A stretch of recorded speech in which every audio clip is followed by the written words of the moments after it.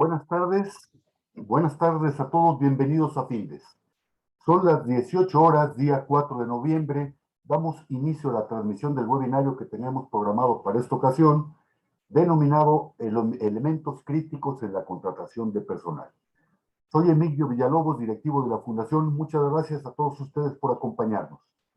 Está con nosotros la profesora Alejandra Toscano Martínez, directora del área del Departamento de Estudios en Administración de Recursos Humanos, quien conducirá la plática. Pero antes de cederles la palabra, les invito a que formulen sus preguntas, nos den comentarios y sugerencias, y al término de la plática dispondremos de algunos minutos para atenderlas.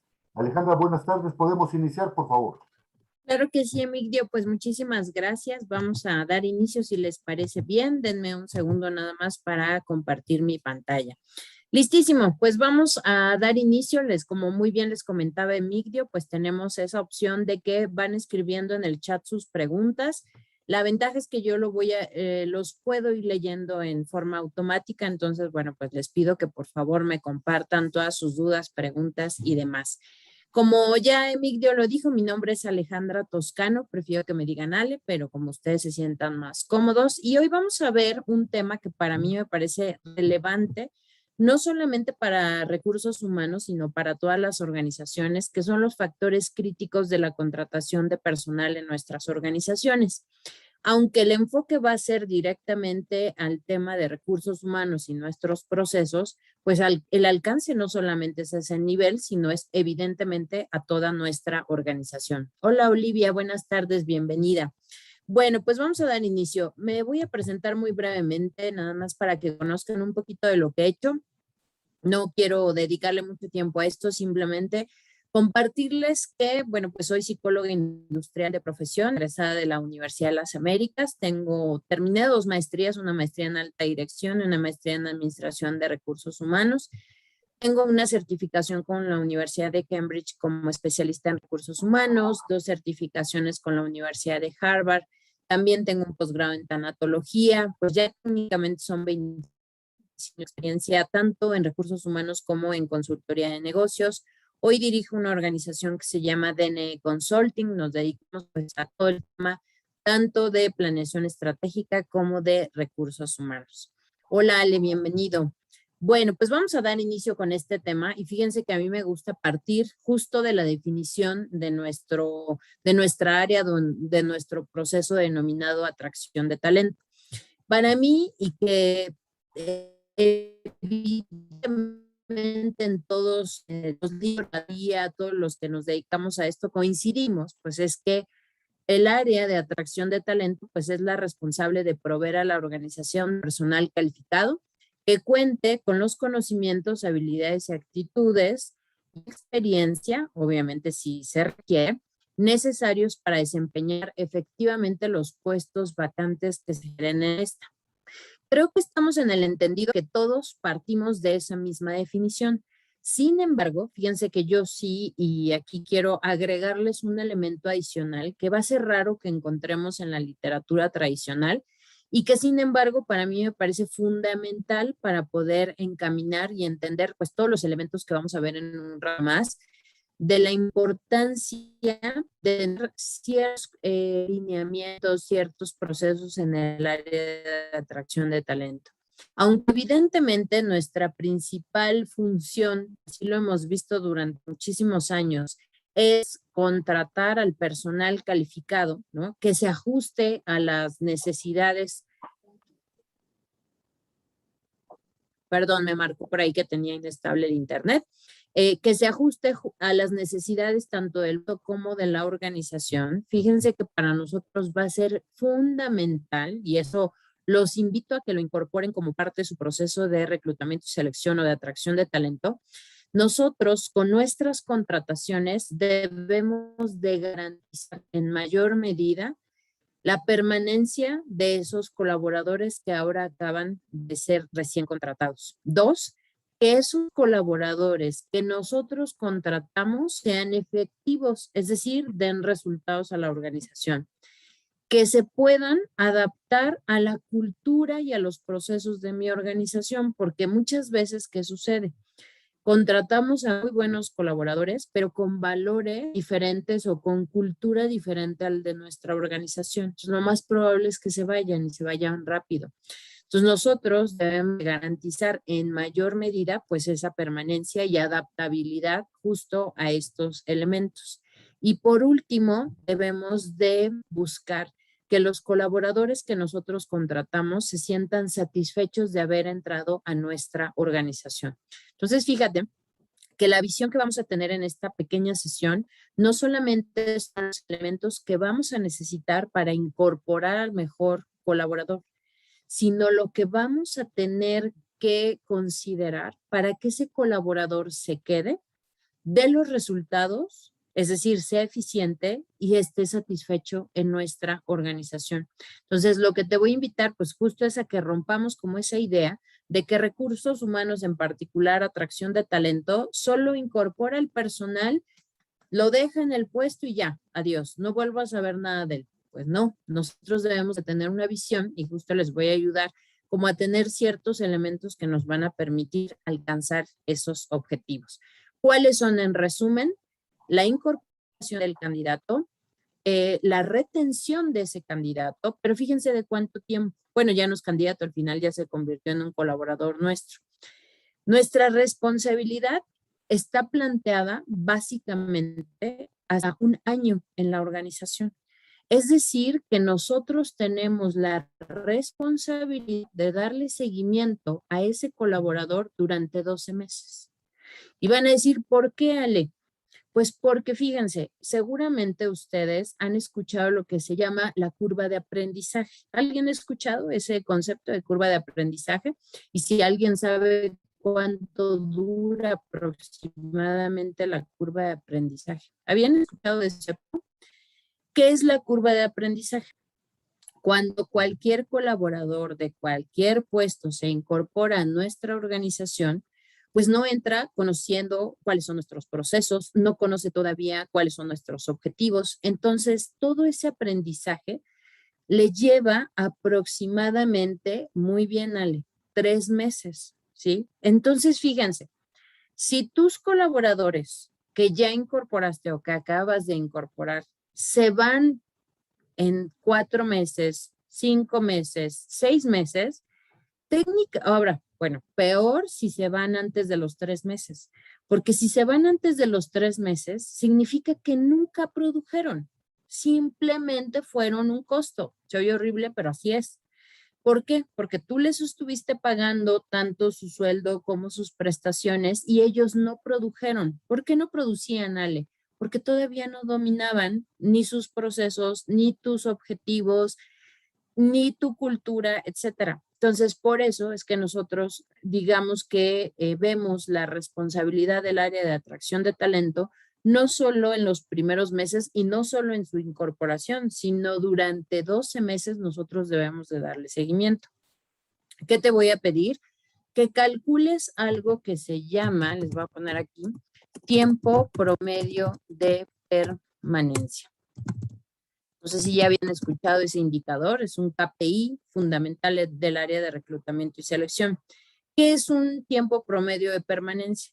Durante tus primeros 12 meses, vamos a suponer que ahorita queremos hacerlo en 2021, tú vas a tomar de las personas que ingresaron de noviembre del año pasado a noviembre de este año, que es tu periodo de 12 meses, suponiendo que lo quieran hacer ahorita. Y entonces, en ese lapso de 12 meses, vas a considerar a todas aquellas personas que se incorporaron en tu organización. Pero no solamente te vas a quedar con las que se incorporaron, sino que vas a considerar a las que se fueron en ese periodo, ¿sí? Nada más. Oye, Ale, que llevaba más de año y medio. No, ellos no, solo en los últimos 12 meses, quienes entraron y quienes salieron exclusivamente. Y esas personas que salieron, pues vas a sacar un promedio del tiempo que se quedan en tu organización. Vamos a suponer que Juan se va a los 3 meses. Vamos a, aquí lo voy a poner para que lo vean nada más. Juan se quedó 3 meses con nosotros. Pedro se quedó 1 mes. Claudia se quedó 2 meses. y Fernanda se quedó 1.5 meses, ¿vale? ¿Cuál es el tiempo promedio de permanencia de ellos 4?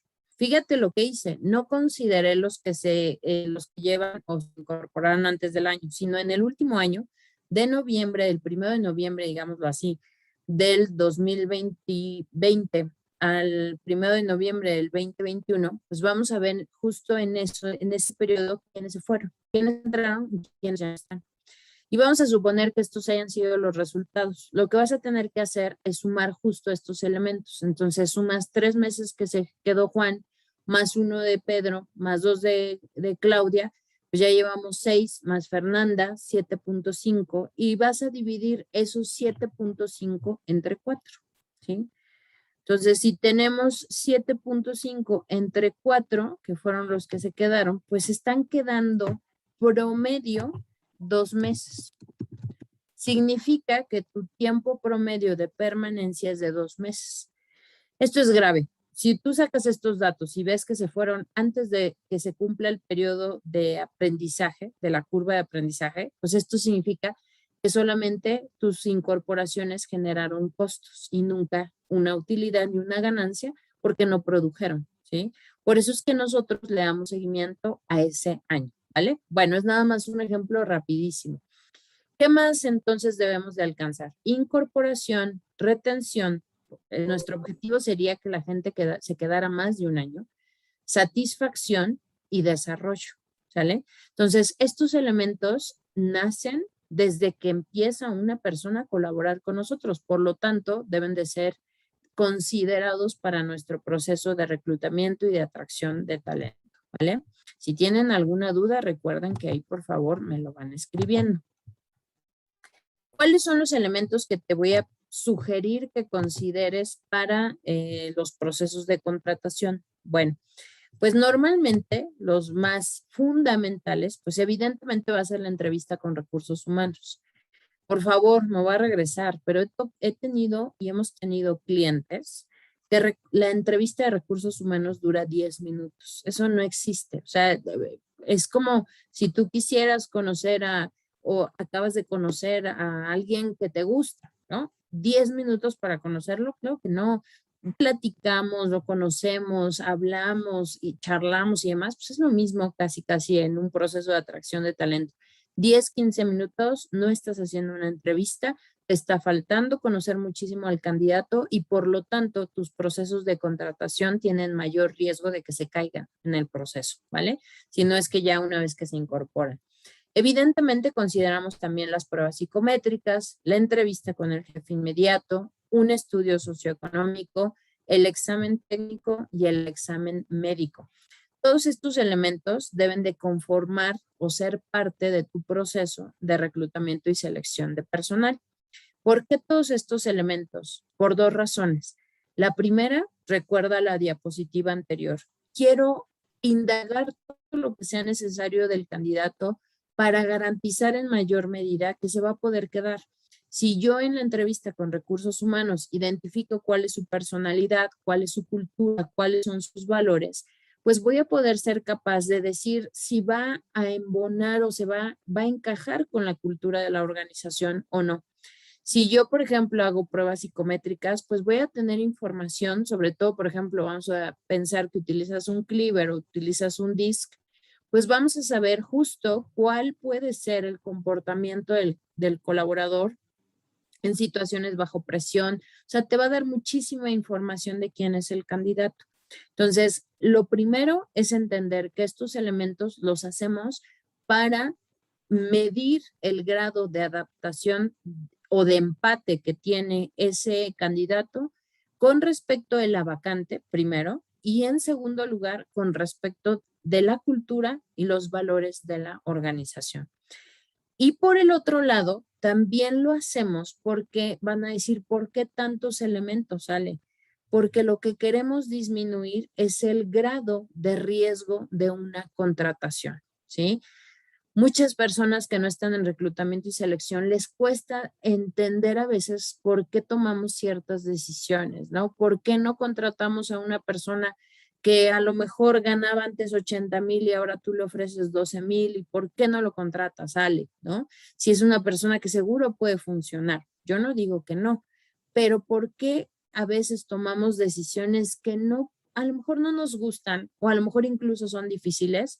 Porque lo que quiero hacer con estos elementos es minimizar el grado de riesgo de una contratación, ¿sí? ¿Qué quiero minimizar? Que no funcione. ¿Qué quiero minimizar? Que se vaya rápido. ¿Qué quiero minimizar? Que tenga un accidente o una enfermedad que a lo mejor ya traía previamente y que no identifiqué. Y no solamente por un tema de la organización, sino imagínate que tú contrates a alguien que le puedas causar un daño físico o un daño a una enfermedad que pueda llegar a ser grave. ¿Por qué? Pues porque no considera estos elementos. Entonces, por eso es que hacemos cada uno de estos elementos. Y bueno, dado que tenemos muy poquito tiempo, quiero hacerles como presentarles cuáles son los elementos críticos justo para lograr que nuestra contratación sea mucho más eficiente, sea de mayor impacto y sobre todo siempre he buscado que nuestros procesos de reclutamiento y todos los de recursos humanos sean y estén siendo estratégicos, ¿sí? Si te fijas, los elementos no solamente es cómo hacer y cómo contratar mejor al personal, sino es cómo hacer que ese personal que tú contratas se quede más tiempo, sea más productivo y esté más contento en tu organización. Lo primero o el primer elemento que debes de tener, y no solamente tener, debes de conocer, debes de dominar, es la filosofía organizacional. ¿Qué es la filosofía organizacional? La misión de tu empresa, los objetivos de tu organización, los valores de tu empresa, porque si tú no conoces cuáles son los valores de tu organización, ¿cómo podrías saber si ese colaborador cumple o no con esos valores? Entonces debes de dominar la filosofía organizacional. Cuando tú conoces los objetivos de la empresa, vas a poder saber si esa persona cuenta con el perfil, los conocimientos, habilidades y actitudes necesarios para ayudarnos a alcanzar esos objetivos que ha fijado la organización. Te voy a poner un ejemplo rapidísimo. Imagínate, ahora que ya estamos en noviembre, que ya deberíamos de estar preparando, si no es que ya muy avanzados para el próximo año. Imagínate que tu organización diga que el próximo año se quiere distinguir por la excelencia en el servicio al cliente. ¿Cómo vas a contratar o con qué característica vas a contratar a un colaborador que va a trabajar en el área de atención a clientes o que va a tener contacto con el cliente? Pues ya tu organización fue muy clara. Nos dijo, el próximo año nos vamos a distinguir por ser la número 1 en servicio en atención a clientes. Entonces, la persona que tú vayas a contratar, pues debes de ver evidentemente que disfrute atender a su cliente, que realmente le guste, etcétera. Imagínate, y tú ponlo en perspectiva, que te llegan candidatos que a veces, o a nosotros en la vida cotidiana, que llegas a algún lugar a pedir un servicio en un restaurante y que te atiende alguien que parece que está enojado, ¿no? Que más que darte un servicio, parece que te está haciendo un favor, ¿no? Entonces, toda esa gente no podría entrar en tu organización.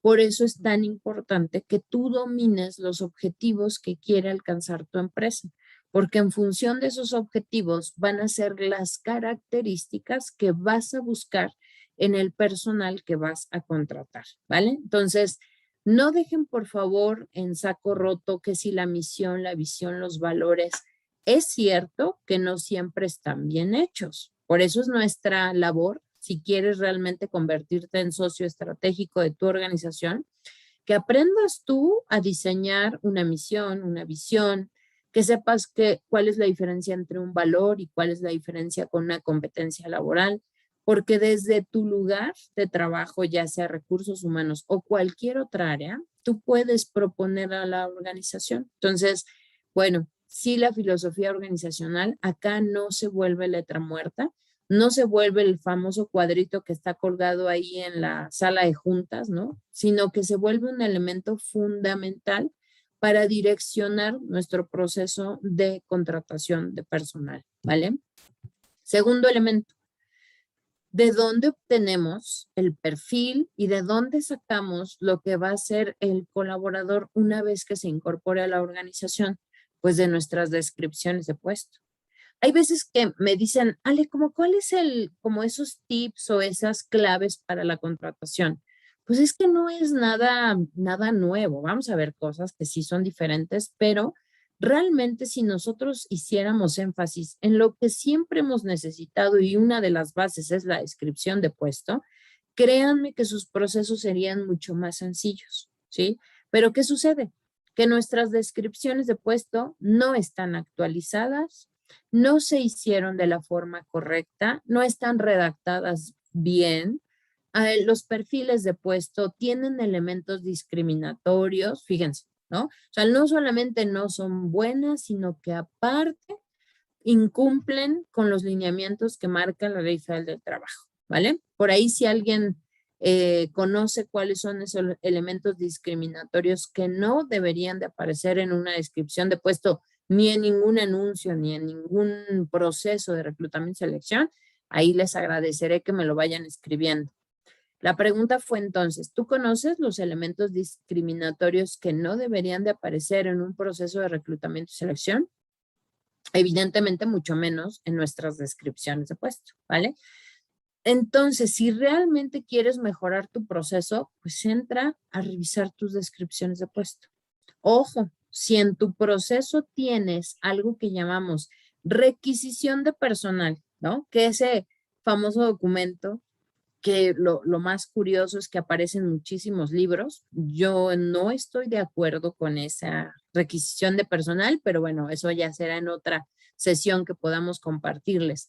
Pero la requisición de personal trae a veces información como qué va a ser el puesto, cuál es el perfil que se requiere, etcétera. Si tu requisición de personal está hecho con esos elementos, súper mal, ¿sí? Porque estamos dando una señal equivocada a nuestros jefes inmediatos. Si tú en tu requisición tienes esta información, lo que le estás diciendo al jefe inmediato es casi como si le dijeras, hoy, ¿cómo quieres al candidato? ¿Sí? Y mañana el mismo puesto y le vuelves a dar una requisición igual con esa información y te cambian el perfil, ¿sí? ¿Por qué? Pues porque tú mismo se lo estás preguntando otra vez. La requisición de personal nunca debe de llevar ningún elemento que aparezca en tu descripción de puesto, ¿vale? Pero bueno, ahí les doy algunos tips. Ale dice edad, religión, raza. Correcto, Ale. Nos faltó sexo, nos faltó también estado civil, ¿verdad, Ale? Vamos a poner esos elementos. Esos elementos, miren, independientemente de que son discriminatorios, no nos sirven para nada para saber si un candidato va a ser eficiente, si se va a adaptar, si va a durar en la organización, ¿vale? O sea, aparte de que son discriminatorios, de verdad que no te sirven para nada, ¿no? No para lo esencial. Entonces tengan cuidado de que en su descripción de puesto y en su requisición, pues jamás aparezcan. Recursos humanos o aquella persona que realiza la labor de atracción de talento, de reclutamiento y selección, debe estar pues súper capacitada en todas las etapas del proceso, en saber hacer entrevistas por competencias, en saber interpretar pruebas psicométricas, debe de saber qué es un estudio socioeconómico, debe de saber legalmente cuándo hacer un estudio médico, cuándo no, a qué puestos sí, a qué puestos no, etcétera, etcétera, etcétera. Y sobre todo, debes de medir la efectividad de tu proceso. Ya te di una alternativa de medición que es el tiempo promedio de permanencia, pero ese es solo uno. Lo que nosotros debemos de medir o lo que nosotros hacemos es que fíjense que evaluamos y medimos la efectividad de cada fuente de reclutamiento. Recuerda que una fuente de reclutamiento, que por eso se llama fuente, es como si fuera una fuente, tú vas a una fuente y hay agua, ¿sí? Nos da agua, por eso se llama fuente de reclutamiento. Lo que nos da son candidatos, ¿sí? Entonces, lo que hacemos para medirlo, muy rápidamente lo explico, es enlistar tus fuentes de reclutamiento. Vamos a suponer que yo estoy buscando un contador y yo utilicé OCC, utilicé LinkedIn y utilicé Indeed, ¿vale? Entonces, pones los 3 y de cada uno vas a ir midiendo la efectividad en tu proceso. ¿Cómo es la efectividad? Tú pusiste un anuncio en estas 3 fuentes y dices, de OCC me llegaron tantos candidatos, de LinkedIn me llegaron tantos y de Indeed me llegaron tantos, ¿sí? De esos que me llegaron, ¿cuántos pasaron la primera etapa? La primera etapa es la revisión de la currícula. Cuando tú revisas cada uno de los currículum que te llegaron, bueno, pues vas a decir, me llegaron 100, pero de los que cubrían simplemente con la lectura del currículum fueron 20 o 30. Ahí ya está tu primera conversión de efectividad. ¿Cuántos te llegaron y cuántos sí cumplían el perfil solamente con el currículum? ¿Vale? Y así te vas a ir cada una de las etapas. De ese filtro primero que revisaste la currícula, al siguiente filtro, que sería tu entrevista inicial, ¿cuántos pasaron? De tu entrevista inicial a tus pruebas psicométricas, ¿cuántos pasaron? Así sucesivamente en cada etapa de tu proceso, hasta que llegues a la etapa de contratación. Y entonces fíjate que ahí vas a tener el primer indicador. Me llegaron 100 de OCC y al final del día no contraté a ninguno. LinkedIn, me llegaron menos, me llegaron 70, pero contraté a 2 o contraté a 1. Y de Indeed me llegaron 120, pero tampoco contraté a nadie. Entonces significa que LinkedIn ha sido la mejor fuente. Pero ve el grado, ¿no? Imagínate de 100, solo uno o ninguno. Por eso se mide la efectividad, ¿vale? Y no solamente eso, sino que nosotros medimos ese candidato que sí contrataste, ¿cuántos meses se quedó? Vamos a suponer que de OCC se hubieran quedado 2, de LinkedIn se hubieran quedado 3 y de Indeed se hubiera quedado 1. De ellos, ¿quién dura más tiempo? ¿Sí? Es decir, se mantiene la organización, cuánto ha durado, etcétera. Entonces, fíjate cómo puedes medir la efectividad de tus fuentes de reclutamiento, ¿vale? Bueno, a eso me refiero en la formación en todo tu proceso y en la medición de tu proceso. Evidentemente hay que incluir tiempo promedio de permanencia y evidentemente hay que incluir el tema de la rotación. Puedes medir también satisfacción a través de tu clima organizacional. Recuerda que queremos 4 objetivos: retenerlos, contratarlos, desarrollarlos y que se adapten a nuestra organización, ¿va? Siguiente elemento, que fíjate que casi nadie lo hace. Nosotros en muchísimo tiempo hemos capacitado muy poquitos jefes inmediatos para saber hacer entrevistas. La mayoría de las empresas lo manda el jefe para que lo entreviste, pero el 99% de las empresas jamás se han preocupado por formar a los jefes inmediatos para que sepan hacer una entrevista. Y muchas veces se quejan y me dicen, Ale, es que el candidato se lo pasé o le pasé varios o le pasé 3, 4, 5, 10, 20, los que hayan sido, y me los rechaza todos. Y ante eso siempre les pregunto, ¿tu jefe inmediato sabe hacer entrevistas y sabe lo que le corresponde entrevistar? La mayoría dice, pues no. Si a nosotros de recursos humanos seguramente te ha pasado que tienes un candidato enfrente y ni siquiera sabes qué preguntarle, ¿no? Y somos de recursos humanos. Ahora imagínate a un jefe inmediato que nunca le explicaste qué es una descripción de puesto, cuál es el proceso de reclutamiento y selección, cuáles son los indicadores, qué es el triángulo del profesionalismo, qué es una competencia laboral, qué es la retención de personal, cómo nos debe de ayudar él, no solamente a que se incorpore el candidato, sino que se quede. Porque sí o no, el jefe inmediato es fundamental para que un colaborador se mantenga en la organización. Yo he conocido jefes que parece que como que la idea es saber cómo hago para que se vayan más rápido. No sé si les ha pasado conocer a alguien así, pero dices, jefe, no me estás ayudando. O sea, me estás rechazando. 1, me rechazas a los candidatos, pero 2, cuando logran entrar, parece que tu objetivo es sacarlos, ¿sí? Entonces, fíjense, o sea, ¿Han formado ustedes a sus jefes inmediatos? ¿Les han explicado cómo hacer una entrevista? ¿Les han explicado que a ellos no les corresponde medir la personalidad del candidato?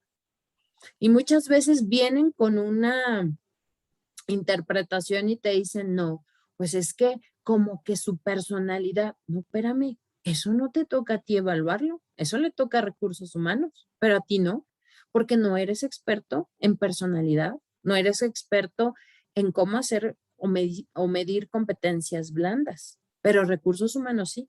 ¿Qué le va a tocar entonces al jefe? La parte técnica. Pero si no se lo explicas y no le dices cómo hacer preguntas, ¿no? Pues ahí vemos a muchos jefes que se la pasan hable y hable en la entrevista, ni siquiera lo dejaron hablar. Entonces, bueno, ten mucho cuidado con ese elemento, este es fundamental. ¿De qué otra forma es un elemento crítico para tu proceso de contratación? Dos cosas, cumplimiento y el documental de tus condiciones de trabajo. ¿A qué me refiero con cumplimiento? No se vale porque yo he estado en recursos humanos, he estado en reclutamiento y selección, fue de las primeras áreas que yo conocí y en las que estuve trabajando. No se vale porque a veces las áreas de reclutamiento y selección, aquí lo puedo decir entre nosotros porque pues estamos en la misma área, le dan falsas expectativas a los candidatos. No les explican bien a bien cuáles son las jornadas de trabajo. De repente entran, por cierto, fíjate que pues también te vas a quedar a trabajar los sábados.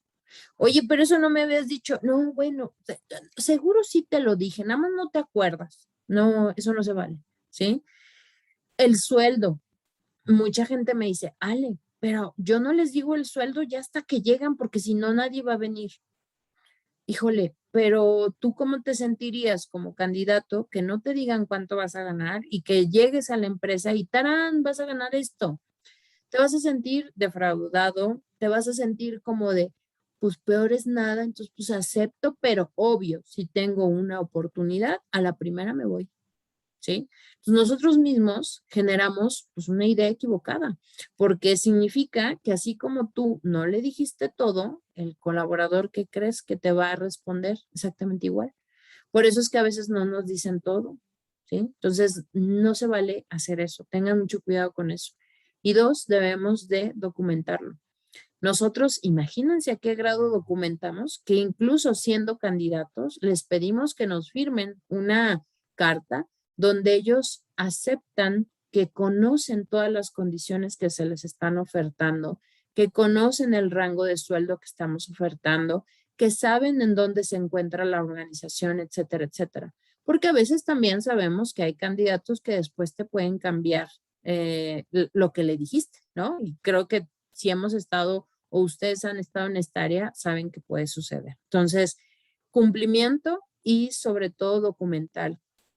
Firmen contratos, es muy importante. Ahora ya con el tema de la desaparición, o bueno, aparente desaparición del outsourcing, pues ya tenemos que tener contratos, hay que entregarlos, hay que validarlos. Todos esos elementos le dan mucha más certidumbre al colaborador. Si tú firmas los contratos, les pides su documentación, armas un expediente, etcétera, le das más certidumbre y la probabilidad de que se quede, pues se va a incrementar. Bueno, tu programa de inducción, no se olviden de los programas de inducción. Recuerden que hay dos tipos de inducción, inducción a la organización e inducción al puesto. La inducción a la organización la sigue dando recursos humanos. ¿Quiénes somos? Mi misión, mi visión, a qué nos dedicamos, nuestros productos más importantes, en dónde tenemos presencia. Es el momento en que les explicamos las instalaciones, los presentamos, etcétera, etcétera, etcétera. La inducción al puesto, que ahí todavía muchas organizaciones no la hacen, la inducción al puesto siempre, y recalco, siempre la tiene que hacer el jefe inmediato. Ese es el momento en el que el jefe inmediato tiene que entregar y explicar y capacitar al colaborador de nuevo ingreso en sus funciones y responsabilidades. Por eso entrega la descripción de puesto. Ahí deben entregar su manual de organización, sus procesos, sus políticas. Ahí lo capacita. Y lo más importante, o una de las cosas más importantes, es que ahí define por primera vez los primeros objetivos que tendrá que alcanzar el colaborador. Solo aguas, hay que capacitar al jefe inmediato para que no espere, vamos a suponer que contrató un ejecutivo de ventas, que no espere que vaya a vender igual que una persona que ya lleva 1, 2, 3 o más años en la organización, ¿sí? Deben ustedes desde recursos humanos enseñarles a establecer objetivos, indicadores y metas para personal de nuevo ingreso, ¿sí? En donde entendemos que apenas está incorporándose, que apenas está aprendiendo quién es mi organización, cuáles son los procesos, etcétera, ¿vale?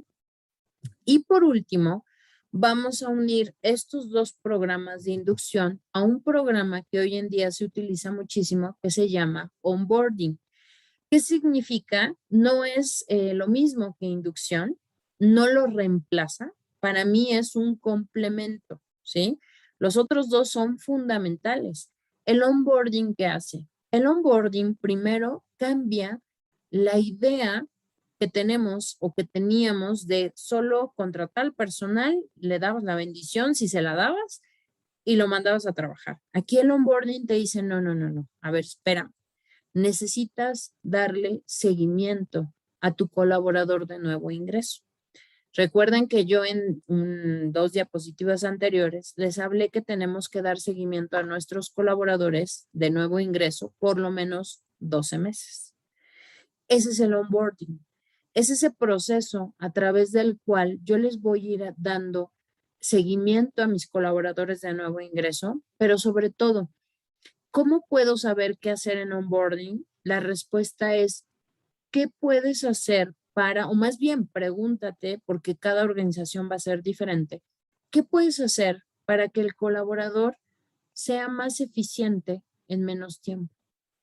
¿Qué puedes hacer para que se sienta más satisfecho y genere más sentido de pertenencia de forma más rápida? ¿Qué puedes hacer para que el colaborador dure más? ¿Sí? Nosotros te doy una idea más o menos que hacemos nosotros y con eso terminamos a grandes rasgos lo que es esta sesión. Nosotros trabajamos para algunas empresas buscando personal para ellos, pero normalmente de puestos gerenciales y directivos. Hemos hecho también de otros, pero normalmente nos enfocamos en esos niveles. Para un gerente, nuestro programa de onboarding dura 3 meses. ¿Por qué 3 meses sales y dijiste que 1 año? Bueno, es difícil que nosotros recuerden que damos consultoría, pues es difícil que nos contraten un programa de onboarding de 1 año, ¿sí? Pero 3 meses sí nos lo contratan. Nuestro proceso llevamos ya cerca de poquito más de casi 4 años implementándolo y hemos tenido extraordinarios resultados. Les cuento que dura 3 meses y les cuento muy rápido solo lo que hacemos en el primer mes para que se den cuenta de que es un onboarding. Para nosotros el proceso de onboarding del primer mes es fundamental. Lo primero que hacemos es que integramos o hacemos un taller, sí de integración entre el gerente o director y su equipo de trabajo, ¿sí? Pero no es una sesión de vamos a llevarnos bien y que se conozcan. Claro que también lo hacemos, pero nuestro objetivo es que ya la gente le comparta a ese gerente y director cuál es su visión del área, qué sugieren, que hagan un diagnóstico para que él o ella, desde que se incorporan, pues conozca cuál es la visión de la gente de esa área en particular.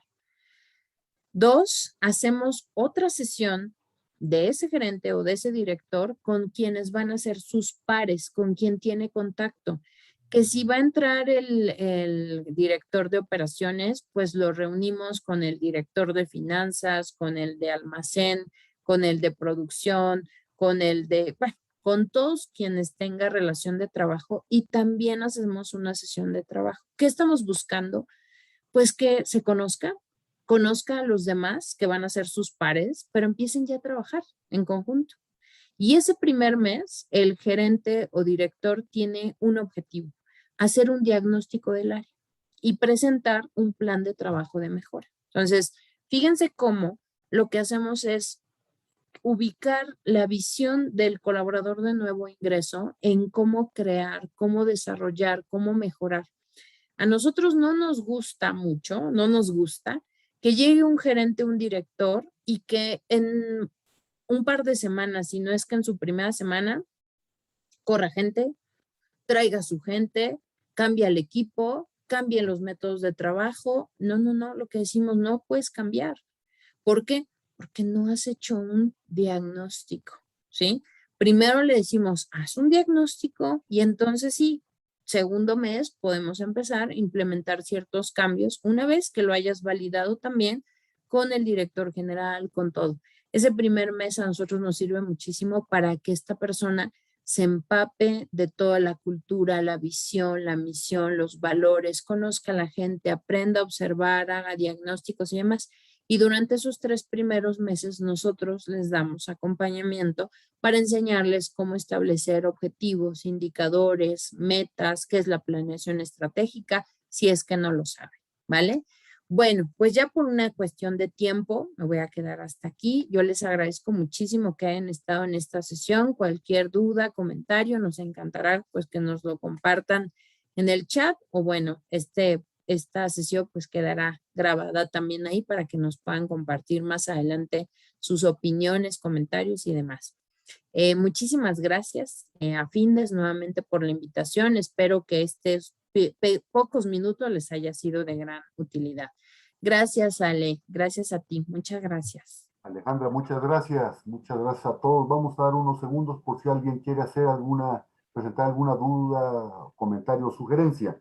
Y mientras esto sucede, recordarles que todos los jueves a las 18 horas estaremos abordando diferentes tópicos de interés, tópicos de actualidad en el ámbito de los negocios, y el próximo jueves 11 de noviembre estaremos hablando del sistema antisoborno. Los invitamos a todos ustedes para que a su vez inviten a sus compañeros y a sus amigos. Y bueno, siendo las 18 horas con 41 minutos del día 4 de noviembre, damos por culminada la transmisión del webinario. Alejandra, muchas gracias. Gracias a todos. Hasta luego. Muchas gracias a ustedes, Mari, Olivia. Gracias, Mari. Muchas gracias a ti. Váyale, gracias, Diego, a ustedes. Que estén muy bien. Bonita noche. Bye, bye.